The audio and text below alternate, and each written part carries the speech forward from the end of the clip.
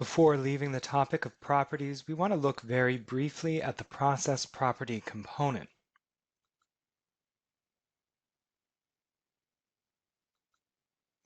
Using process property components is a convenient way to group the various settings, default values, and/or persisted properties for a given process. Process property components are also more convenient when using environment extensions. You can use a process property component to define static, constant values to reference consistently throughout your processes, as illustrated here in the slide.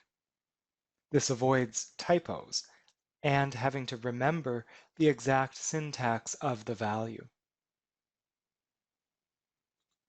A process property is a component. Therefore, it has its own revision history, which is not the case with dynamic process properties and dynamic document properties. This means there is a deployment dependency.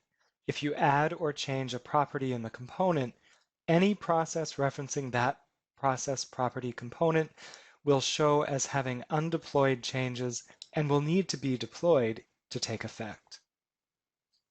Another consideration is to consider scoping the constants to a subset of processes, perhaps by project or endpoint.